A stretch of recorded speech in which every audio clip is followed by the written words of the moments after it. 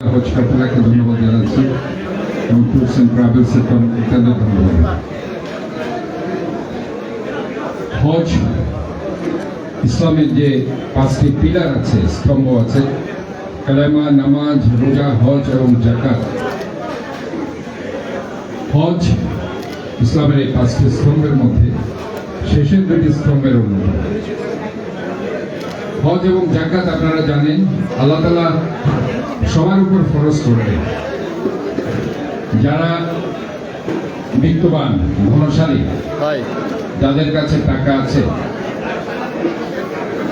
একমাত্র তারাই এই হজ আল্লাহ তাআলা তাদেরকে ফরজ করেছে। হজের যে নিয়ম কানুনগুলো আছে আপনারা সবাই জানেন।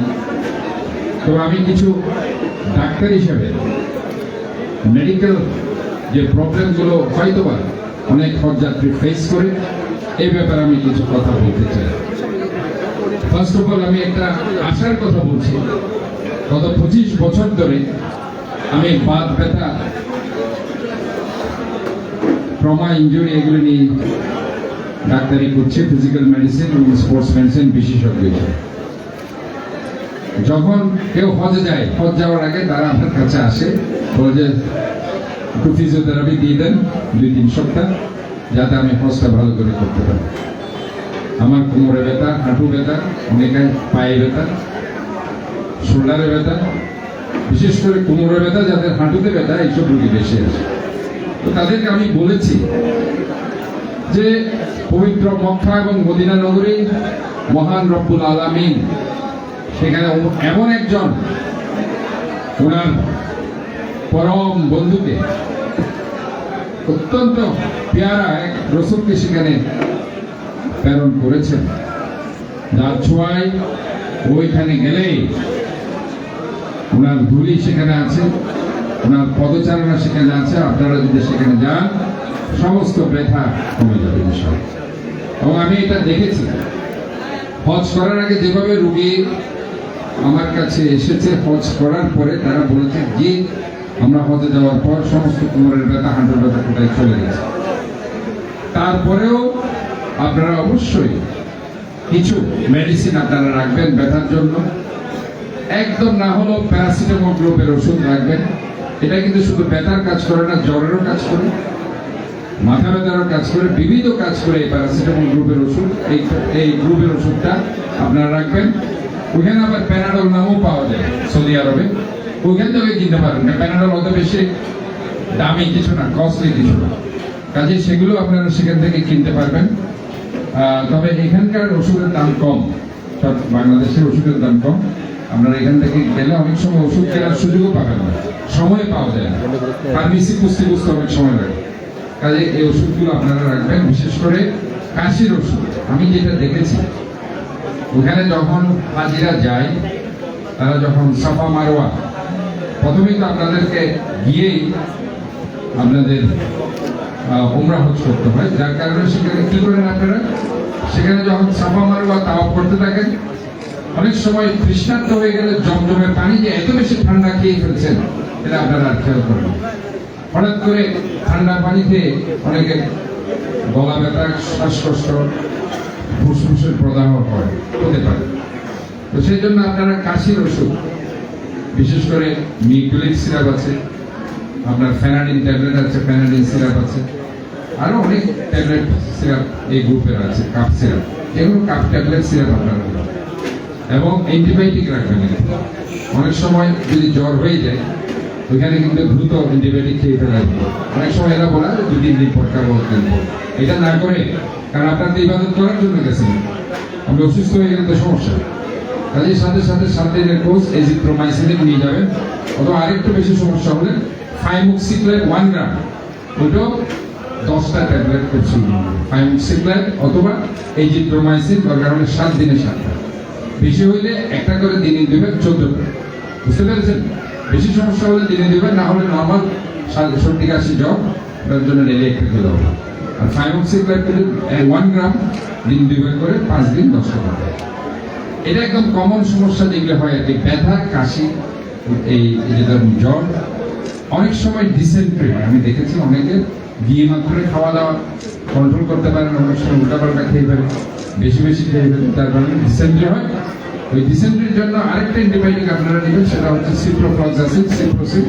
সেটাও 10 থেকে 14টা দিনে 2টা করে 500 ml নিয়ে যাবেন। পাশাপাশি অ্যামোডিস মেট্রোনিডাজল গ্রুপের 500 ml, সেটাও আপনারা 2-3টে স্টেপ সেখানে রাখবেন। আর ওর স্যালাইন রাখবেন, ওরাল স্যালাইন। এই ওষুধগুলো একদম আপনার আমার মনে হয় নেওয়া উচিত বলে আমি মনে করি। আমি একটা যেদিন হজ উদ্বোধন করেছি, আমি একটা মেডিকেল কিটস সবাইকে উপহার দিয়েছিলাম, এখনো কিছু রয়ে গেছে। আমি মনে করি যদি আমি আসলে অনেক জায়গায় প্রোগ্রাম করে আসতেছি তাড়াহুড়ো করে, তারপরে এখানে যদি কিছু থাকে আমি পাঠিয়ে দেবো। আমরা কতক্ষণ আছেন আমি জানি না, আধা ঘন্টা হলে হয়ে যাবে। তো আমি মনে করছি যে ধরেন আপনাদের কাফেলার যেদিন হজে যাবে আপনাকে আমরা হস্তান্তর করলে ওই দিন আপনি ওনাকে দিয়ে দেবেন। আপনি প্রোগ্রাম ওটা একটু যা আছে দিয়ে দেবেন, যেগুলো আমার কাছে রয়ে গেছে। আর দরকার হলে আরো কিছু আমি এখানে আপনার 200 হাতে মনে হয় না, প্রয়োজনে আমরা কিছু মেডিসিন আর দিয়ে দেবো। তো যাই হোক, এটা বড় কথা। বড় কথা হচ্ছে আপনারা এমন একটি জায়গায় যাচ্ছেন, আল্লাহর ঘরে যাচ্ছেন, আল্লাহর ঘরের মেহমান। যখনই আপনি নিয়োগ করে ফেলেছেন, ইন্নামাল আহমালু বিন্নিয়াত, অবশ্যই কর্মের ফলাফল নিয়োগের উপর নির্ভরশীল। আপনি যেদিন নিয়োগ করে ফেলেছেন হজে যাবেন, মনে করবেন অর্ধেক হজ এখানে হয়ে গেছে, বাকি হজ কাজকর্মের মধ্য দিয়ে হজ পালন। এখানে যদি আপনার মৃত্যুও হয়, দেখবেন যে এই হজ আপনার ওই হাতে লেখা হয়ে গেছে। এটা একটা বিশাল ব্যাপার। এই যে নিয়োগ, বুখারী শরীফের হাদিস আপনি দেখেছেন, ইন্নামাল আহমালু বিন্নিয়াত, কত বড় হাদিস। আমরা এই জিনিসগুলো আত্মস্থ করতে হবে। আমি মনে করছি যে আমাদেরকে আজকে যে হজের যে কর্মশালা, হজের যে ট্রেনিং, সেখানে পর্যায়ক্রমে মক্কাতে গেলে মক্কাতে কি করতে হবে, অথবা কেউ যদি মদিনায় আগে যায় মদিনাতে কি করতে হবে, মদিনাতে কয়দিন থাকতে হবে, আরাফাতের ময়দানে কি করতে হবে, সেখানে মিনাতে গেলে কি করতে হবে, সেখানে মুজদালিফাতে কি করতে হবে, এই কর্মশালাগুলো আমার মনে হয় ইতিমধ্যে হুজুর বলেছেন। সোদের আমার মনে হয় ইম্পর্টেন্ট, আপনারা এগুলো শুনেছেন। তবে আমি একটা কথা বলে শেষ করছি, সেটা হচ্ছে আরাফাতের ময়দানে গিয়ে দেখবেন সেখানে অনেক বড় বড় নিম গাছ, যেটাকে বলা হয় জিয়া ট্রি। শহীদ প্রেসিডেন্ট জিয়া রহমান সৌদি বাদশাকে গিফট হিসাবে এই নিম গাছগুলো দিয়েছিলেন। এক সময় ওখানে কোনো গাছপালা ছিল না, কোনো গাছপালা ছিল না, কিন্তু সেখানে উনি দিয়েছেন। এবং ওই গাছগুলো আল্লাহর রহমতে এত বড় বড় হয়েছে। আরাফাতের ময়দানে যেদিন আপনার মুনাজাত হবে, দেখবেন ওইখানে গাছের নিচে আপনি মুনাজাতটা করে মহান রব্বুল আলামিনের কাছে আপনি শান্তির সাথে, গরম থাকবে শান্তির সাথে গাছের নিচে, নিম গাছের নিচে আপনারা মুনাজাতটা করতে পারছেন, যার কারণে অটোমেটিক্যালি সোয়াব হয়ে শহীদ প্রেসিডেন্ট জিয়া রহমানের ভাগ্যে এটা চলে যাচ্ছে। এটাই হচ্ছে মূল মাহাত্ম্য। এবং ওইখানে দেখারও কিছু, আপনারা যখন যাচ্ছেন কিছু দেখেও আসবেন।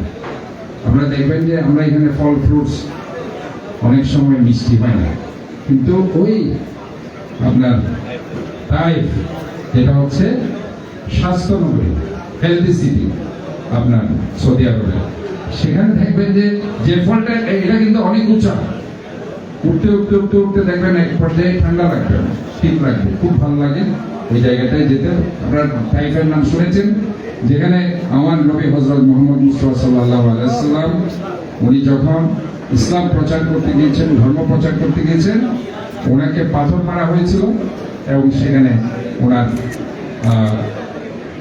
রক্ত পড়েছিল। এবং উনি কিন্তু ওই কাফেরদেরকে কিছু বলেননি, বলেছিলেন এই মহান রব্বুল আলামিন এই তাইফের মানুষগুলোকে হেদায়েত দিন এবং এটাকে সমৃদ্ধশালী করুন। যার কারণে তাইফ আপনি দেখেন, এই যে আমরা বাঙ্গি খাই, তরমুজ খাই, ওইখানে দেখবেন যে এত মিষ্টি এগুলো, যে এমন এমন ফ্রুটস দেখবেন যেগুলো জিন্দগিতে আপনি খান না। আল্লাহ তাআলা এত বেশি ওটাকে সমৃদ্ধশালী করে দিয়েছেন। এবং আমরা এখানে রাঙামাটি দেখে অনেক খুশি হয়ে যাই যে আমরা পাহাড়ের উপর বান্দরবন, খুব ওইটা দেখবেন বান্দরবন রাঙামাটির চাইতেও অনেক বেশি সুন্দর একটা পর্যটন শহর। এটা অনেকেই জানে না, কিন্তু এটা কিন্তু আসলেই সুন্দর। আমি নিজে গিয়েছি, আমি দেখেছি। এবং আরেকটা হচ্ছে মদিনা থেকে আলুলা একটা জায়গা আছে, একটা রেড সি, লোহিত সাগর, যেখানে ওই যে একটা জাতিকে ধ্বংস করা হয়েছিল, লুত সম্প্রদায়। আপনারা জানেন ওই যে লুত সম্প্রদায় যারা সমকামী ছিল, একটা স্টেজে যেদিন জিব্রাইল আলাইহিস সালামকে পাঠানো হয়েছিল, ঠিক একই দিনে উনি আরেকটা সংবাদ হযরত ইব্রাহিম আলাইহিস সালামকে দিয়েছিলেন যে ওনার স্ত্রী সারা বলা হয়েছিল যে আপনাদের ঘরে একটা হযরত লূত আলাইহিস সালামকে সতর্ক করতে হবে, আজকে সেখানেও ধ্বংস করে দেওয়া হবে। সেখানে আপনি জানেন যে ওই রাতে লূত সম্প্রদায়কে লূতের যত সম্প্রদায় আছে তাদের সমকামিতার জন্য ধ্বংস করে দেওয়া হয়েছিল, এবং লূতের স্ত্রীও কিন্তু এটা থেকে বাদ যায়নি আপনার। এবং হযরত লূত আলাইহিস সালামকে এখান থেকে বের করে নেওয়া হয়েছিল। ওই লূতের যে ধ্বংসাবশেষ, যে মানুষের ছবি তারা ওই যে খোদাই করত, নিদর্শন, সেগুলো এখনো আছে। কাজে ওই মহান রব্বুল আলামিন কোরআনে যেটা বলেছেন সেই নিদর্শন কিন্তু রেখে দিয়েছেন, যেভাবে মিশরে ফেরাউনের মমি অনেকে দেখেছে। কাজে এগুলি কিন্তু আমরা যদি কোরআনকে যদি ঠিক মতো পড়তে পারি, বাংলায় যদি অর্থ সহকারে এবং সে বিশ্লেষণ করে আমরা যদি যেসব জায়গায় ইসলামের নিদর্শন আছে সেখানে যদি আমরা ভ্রমণ করতে পারি, তাহলে দেখবেন ওই ইসলাম কি বলেছে হাজার হাজার বছর আগে সেটা প্রমাণ হয়ে যাবে। এবং বিজ্ঞানীরা সেটা এখন প্রমাণ পেয়েছেন দেখে অনেক অমুসলিম বিজ্ঞানী তারা মুসলিম হয়ে যাচ্ছে। আমি আসলে আর বক্তব্য পাচ্ছি না, আমার আসলে অনেক এখন প্রোগ্রাম আছে একটার পর একটা। আমি আজকে এখানে আল কিবলা হজ কাফেলা এবং ট্রাভেলস এন্ড ট্যুরসকে ধন্যবাদ জানাচ্ছি, ওরা এই ধরনের একটা আয়োজন করেছেন এবং আমাকে আজকে প্রধান অতিথি হিসেবে এখানে আমন্ত্রণ জানিয়েছেন। আমি এখানে আল্লাহর যারা মেহমান আছেন সবাইকে চট্টগ্রাম সিটি কর্পোরেশনের পক্ষ থেকে, আমার ব্যক্তিগত পক্ষ থেকে আন্তরিকভাবে ধন্যবাদ, শুভেচ্ছা জানাচ্ছি এবং মহান রব্বুল আলামিনের দরবারে এই দোয়া প্রার্থনা করছি যাতে আপনারা সুস্থভাবে আপনারা হজ সম্পন্ন করে প্রকৃত হাজি হয়ে ইনশাআল্লাহ আপনারা আবার বাংলাদেশে চট্টগ্রামে ফিরে আসবেন। আমিন। আসসালামু আলাইকুম ওয়া রাহমাতুল্লাহ।